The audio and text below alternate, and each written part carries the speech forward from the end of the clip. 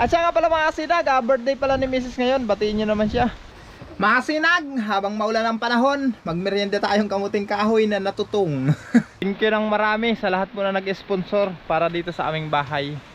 At tatanawin po namin itong napakalaking utang na loob. Ang ganda naman ng panahon kanina, pag alis ko.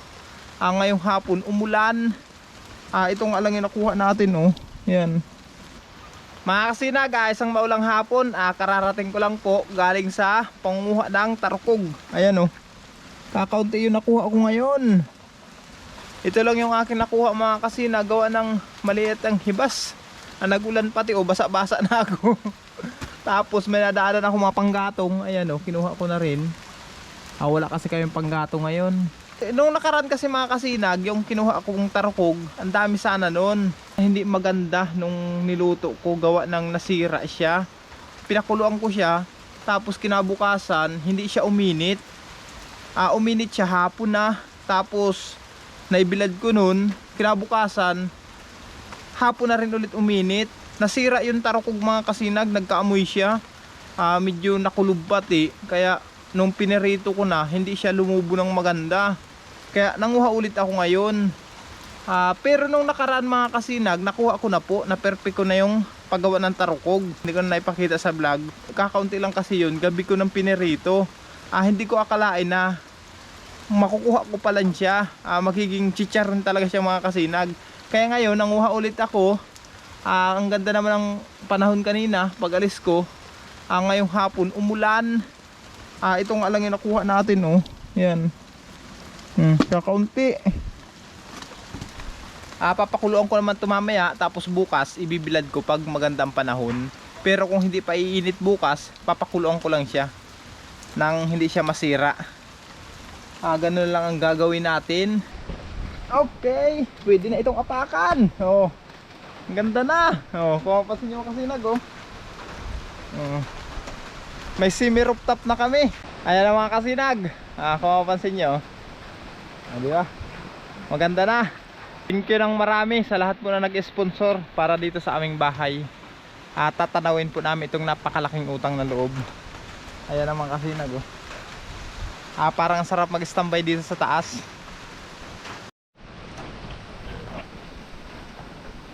Bababa na tayo. Yun. Yan, nakababa na tayo. Dumilim yung aming kusina. Simula nung nabuhusan na yung bubong niya, dumilim na mga kasinag. Madilim na siya. Dito maliwanag pa. Yan, oh. Pero pagdating dito, ayan, madilim na. Hindi na makakita. Ayan, oh. Ito na yung loob. Wala namang natulo. Mga kasinag, yung kambing ko pala, no? Dito na muna sila pinapatulog. Gawa nang hindi ko pa sila gagawa ng kubo. Ang ginawa ko, hinarangan ko lang ng plywood para hindi sila makapasok doon sa pinakang loob. Kasi pag dumudumi sila, nagkakaralat doon sa loob. Kaya piartisyonan ko lang na dyan lang sila sa kantuhan na yan, no? Kaya andyan yung dalawa na yan. Malamig kasi pag gabi mga kasinag. Naawa din naman ako doon sa kambing kung dito ko papatulogin sa kulungan ng baboy kasi walang harang. Malamig pag gabi. Naawa ako kaya doon ko lang inilagay sa bahay. Sa susunod pag natapos na ngayon, pag nakuha ko na yung mga forma na yun, yung mga kukulamber, yun ang gagawin ko mga kasinag na kubo ng kambing. Andito pala si Mrs. nagbabahog ng pigi-pigi. Ayan, oh. Si Mrs. Ayan. Oink oink! Oink oink! Oink oink! Oink oink! Kumakain na sila. Tapos si Opay andito. Yan, oh. May nagano? May nagpa-shoutout? Sino? Hanford? Hanford? Isang maliwanag na shoutout pala kay Hanford. Nagpapa-shoutout siya sa mga kasinag. Maraming salamat po idol sa walang sawang pagsuporta sa aming YouTube channel. Hanford, shoutout po. Ito lang sa Mrs. mga kasinag. At siya nga pala mga kasinag, birthday pala ni Mrs. ngayon. Batiin nyo naman siya. hindi na kami naghanda gawa ng wala naman yung mga bata dito, nasa Bito. Hindi rin naman kami kumpleto at ayaw rin naman niya kasi wala namang ihahanda. Kaya kaya yan mga kasinag, hiling ko lang mga kasinag, batiin nyo lang po siya ng happy birthday at ipag-pray nyo rin lang ang kanyang kalusugan. Kaway ka nga muna dyan. Ayan o, busy si Mrs. mga kasinag. Ayan o, kaway kawan dyan. Yan, batiin nyo sa mga kasinag ha, birthday niya ngayon. Batiin nyo lang siya ng happy birthday at ipag-pray nyo na lang siya. Thank you so much sa lahat ng aming mga viewers, subscribers, na patuloy na sumusuporta sa aming YouTube channel. Salamat po ng marami na hanggang ngayon hindi nyo pa rin kami pinapabayaan. Ayan, medyo humulaw ng ulan. Ako pala ng ano, panggatong tapos hindi naman, ano man, mahangin. Parang hindi ang baga malamok. Ito pa lang mga baboy na ito mga kasinag, hindi na po sa amin to. Kami na lang ang nag-aalaga, naibinta na namin to. Ito, tatlo na ito sa pamangkin ko. Tapos, ito dalawa naman na ito mga kasinag, sa bilas ko po ito. Tapos ito, isa na ito kay Kuya Melvin. Ang baboy na lang talaga namin dito mga kasinag, si Upay. Ang pag-alaga naman namin, libre naman ang alaga namin mga kasinag kasi sa pamangkin ko naman to. Tapos yun naman, sa bilas ko yung dalawa. Yung isa naman na yun, kay Kuya Melvin. Si Kuya Melvin naman ang magbabahog nun. Libre naman ang alaga namin ito mga kasinag. Bahala na sila kung pag bininta nila, bigyan nila kami kahit kung magkano yung ipagkaloob nila. Okay na sa amin yun. Sa kanila namin kasi ito na ibinta doon sa pamangkin ko tapos sa bilas ko. Yung mga baboy niyan. Kaya ang baboy na lang namin dito, si Upay na lang. Sana mabuntis na nga. At nung nakaraan kasi mga kasinag na pinabarakuhan natin siya, hindi po nabuuhan. Binilang ko makalipas ang 18 days. Saktong 18 days saktong 19 days pala nun. Kung maalala nyo mga kasinag, di ba na-vlog ko pa yun nung binarakuhan si Upay. Nagbilang po ako nun ng 18 days. Ika 19 days nangirag ulit siya. Nagpabarako ulit. Binibilangan ko ulit siya ng hanggang 18 days. Pag nangandi ulit yung mga kasinag, sa iba ko napapabarakuhan. Sana mabuuhan naman. Para December, manak ulit siya. Ayan o. Yan ang mga baboy na makasinag o. Isang buwan na ito ano? Yan, isang buwan na sila. Ito lang ang medyo mahina-hina. Gawa lang napilay siya. Pero yan, okay na siya. Hintay na. Ayan mga kasinag, let's go! Pauwi na kami. Magtatabo pa ako ng inuman. Tapos magbaba ako ng panggatong na dinala ko kanina kasi wala kaming panggatong. Okay na yan. Tuyo man po mga tuyo. Nalanak ito kanina doon pag kuha ko ng tarakong.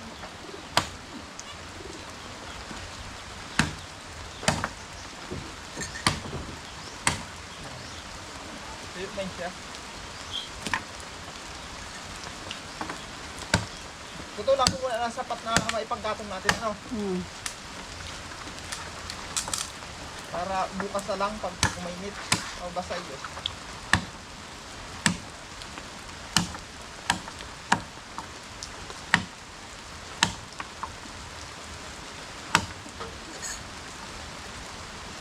Hindi pala maganda magkaroon ng panggatong. Ayun, sa gilid ng baybay. Malaan pa. Ano ba ito? Malubago. Tapos ito ugat ba kayo nung yung nabunga? Ay, nabulaklak ng pula? Wala daw yan. Hindi, ito may tunok-tunok. Oo. Hindi lang. Ang tawag doon? Ano pa ito yung apo doon? Hindi nga ako. Baka ang laad yan, may tunok-tunok man. Ano?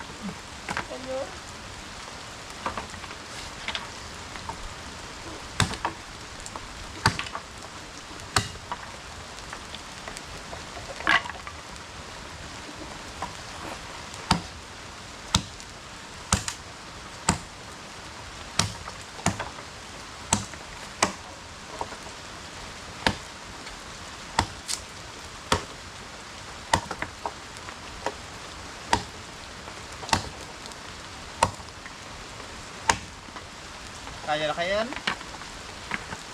Yan naman kayo. Ha? Yan naman kayo. Mamagad ko tang lulutuin ng ano mo yan. Ano na ngayon, gabi? Gabihan lang natin.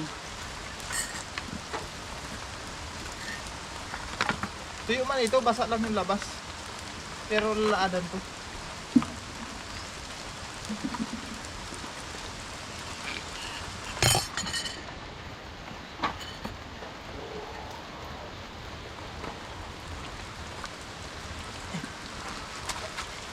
Okay na mo ito mga kasinag, makakaluto na itong pansinaing namin. Magtatabo pa kaya ako ng inuman. Mga kasinag, habang maulan ang panahon, magmerienda tayong kamuting kahoy na natutong. Napabayaan ni Mrs. mga kasinag. Ayan, natutong na. Itong merendali natin, tapos alamang. Ayan o. Ayan, sausawan natin ay alamang.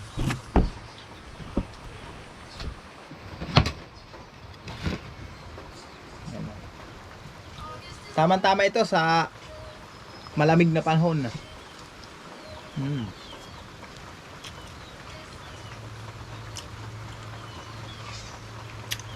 Panalo mo kasi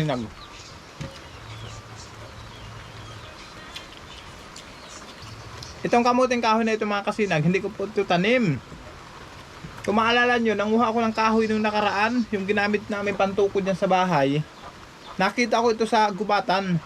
Hindi siya itinanim. Yung ano lang siya, yung kusang tumubo, tapos naglaman na lang. 3 piraso ito, nasira na yung dalawa, na bulok yung dalawa. Hindi ko na naalala nun, kanina ko lang napansin. Kaya sayang ng dalawa, nasira lang, nabulok lang. Ang laki nito, gaganito kalaki mga kasinag. 3 pirasong ganun kalaki. Kaso nasira yung dalawa. Kaya ito lang ang natira. Kaya hindi siya ganong masapog, maligat siya. Gawa ng hindi ito tinanim eh. Pero okay siya, masarap.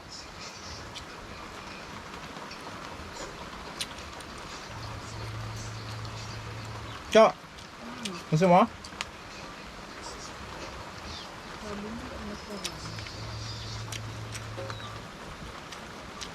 Ito ang meron talo natin, ang birthday mo.